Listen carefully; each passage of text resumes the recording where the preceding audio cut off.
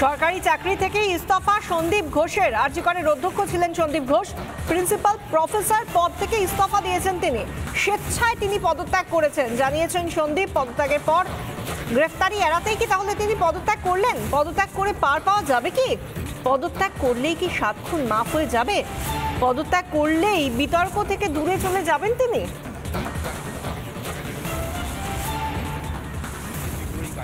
যোগদান করবে। আমার রেজিগনেশনই তাদের মেন কাম্য ছিল, সারা রাজ্যবাসীর কাম্য ছিল আমার বলে মনে হয়েছে।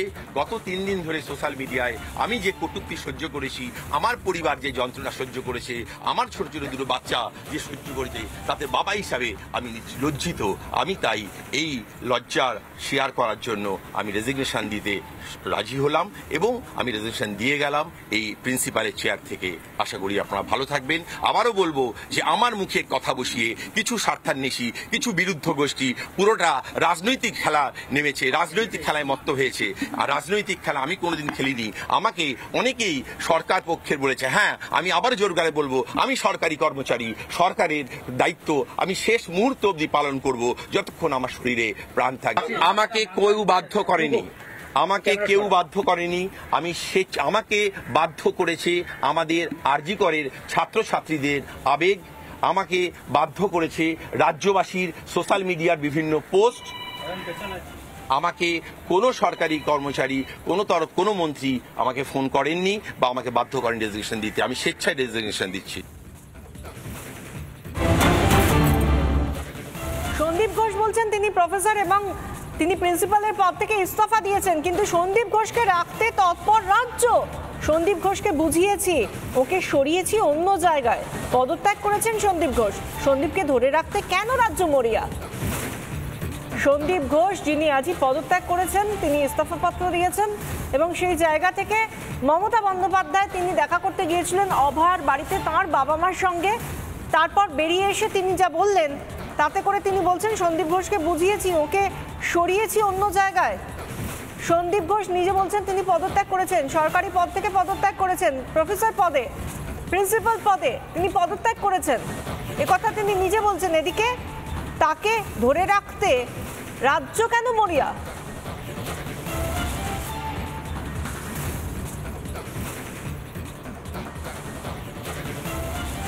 আজকে প্রিন্সিপাল নিজে রেজিগনেশন করে দিয়েছিলেন, বলছিলেন যে আমার বাড়িতেও তো বাচ্চারা আছে, যেভাবে আমাকে গালিগালাজ করা হচ্ছে, তো আমরা তাকে বুঝিয়ে বলেছি ঠিক আছে আপনাকে ওখানে কাজ করতে হবে, আমরা ওনাকে সরিয়েছি অন্য জায়গায়। আমরা ওখানে এমএসভিপিকেও সরিয়ে দিয়েছি, বিভিন্ন নেগলিজেন্স। আমরা হাসপাতাল থেকে হেড অফ দ্য ডিপার্টমেন্ট, যে চেঞ্জ ডিপার্টমেন্ট, তাকেও সরিয়ে দিয়েছি এবং পুলিশ পোস্টে যে এসিপি ছিলেন তাকেও সরিয়ে দিয়েছে। সবাইকেই সরানো হয়েছে। সন্দীপ ঘোষ যাকে এর আগেও বিভিন্ন সরকারি হাসপাতালের বিভিন্ন শীর্ষ পদ থেকে তাকে সরানো হয়েছিল, এরপর তাকে অন্য হাসপাতালে সরানো হয়েছিল এবং শেষ পর্যন্ত আমরা দেখলাম যে তিনি আরজিকর থেকেও তিনি সরে গেলেন। তিনি বলছেন যে তিনি তার উপর কোনো প্রভাব ছিল না, কোনো রকমভাবে তাকে বাধ্য করা হয়নি পদত্যাগ করার জন্য, তিনি স্বেচ্ছায় পদত্যাগ করেছেন, একথা সন্দীপ ঘোষ নিজে বলছেন।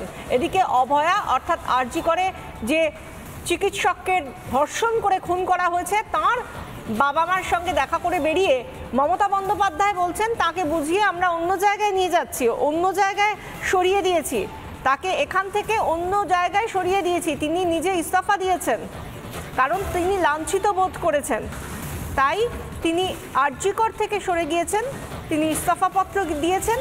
সন্দীপ ঘোষকে বুঝিয়েছি, ওকে সরিয়েছি অন্য জায়গায়।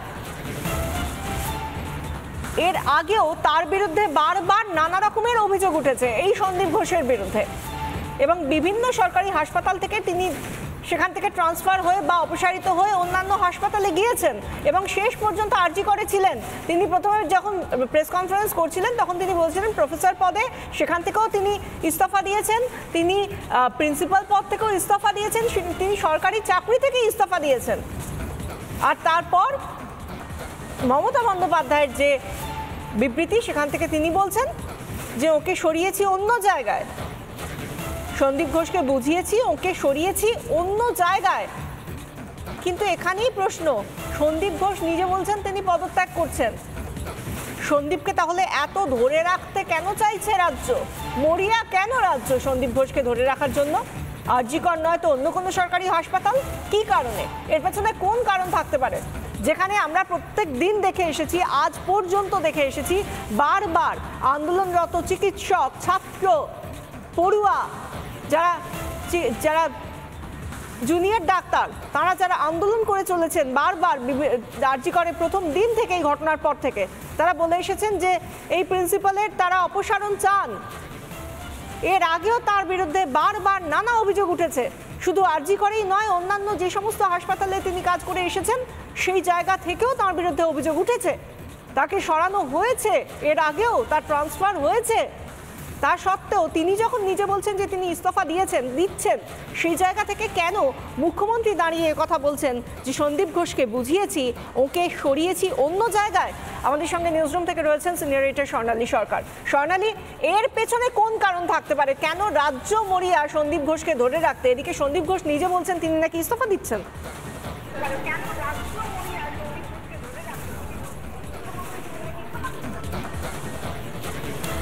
দেখো, বিষয়টা একটা বিষয় স্পষ্ট যে প্রত্যেক জায়গাতে এই গোটা আরজিকর কাণ্ডের ছত্রে ছত্রে যে একাধিক ফাঁক রয়েছে, লুপহোলস রয়েছে, সেটা ক্রমশ স্পষ্ট হয়ে যাচ্ছে। যেভাবে কোথাও যে অমানসিক ভয়ঙ্কর বর্বরতার সঙ্গে, নৃশংসতার সঙ্গে ধর্ষণ করে খুন করা হয়েছে অভয়াকে, এরপর একাধিক প্রশ্ন উঠছে। সব থেকে বড় প্রশ্ন যে যাকে সামনে রাখা হয়েছে, অর্থাৎ সেই সঞ্জয়, সে একা হতে পারে না।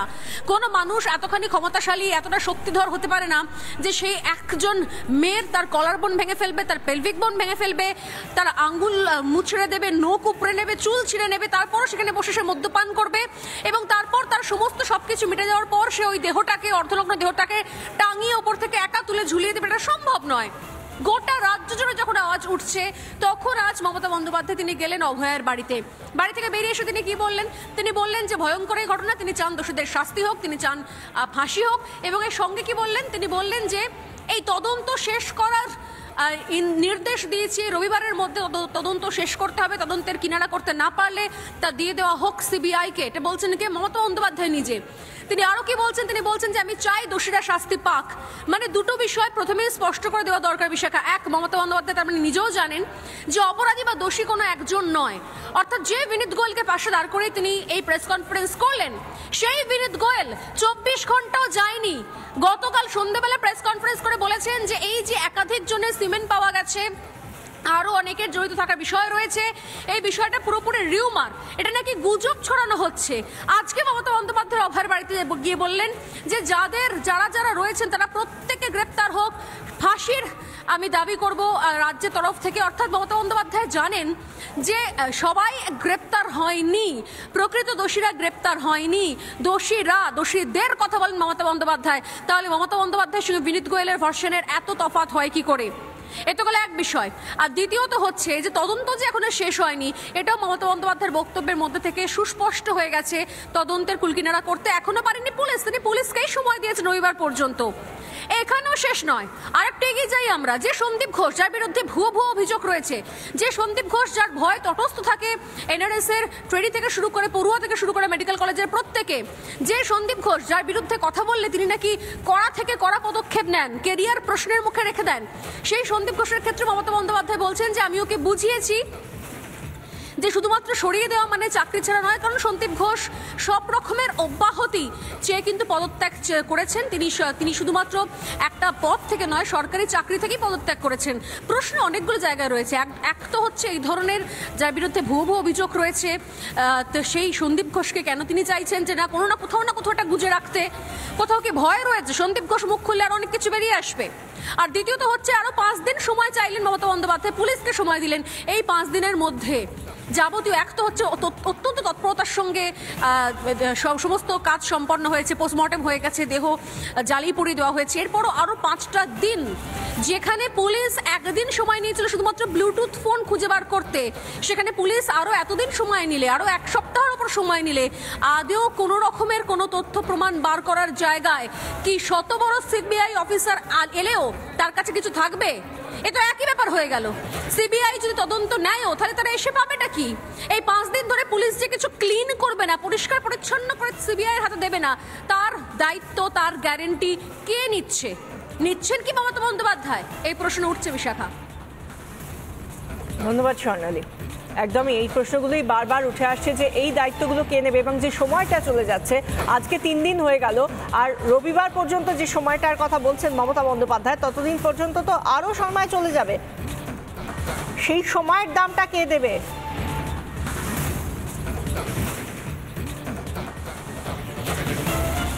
আরজি করের অধ্যক্ষ পদে ইস্তফা গ্রহণ, সন্দীপ ঘোষের ইস্তফাপত্র গ্রহণ স্বাস্থ্য ভবনের। সন্দীপ ঘোষের ইস্তফা মঞ্জুর করেছে স্বাস্থ্য দপ্তর। সরকারি চাকরি থেকে সন্দীপের ইস্তফা গ্রহণ করা হয়নি। কেন সন্দীপকে চাকরিতে রাখতে চান মমতা, কিন্তু সরকারি চাকরি থেকে যে ইস্তফাটা দিয়েছেন সন্দীপ ঘোষ, সেটা নেওয়া হয়নি। মুখ্যমন্ত্রী নির্দেশ দিয়েছেন সন্দীপ ঘোষকে অন্য কোথাও অন্য কোনো পদ দেওয়া হবে।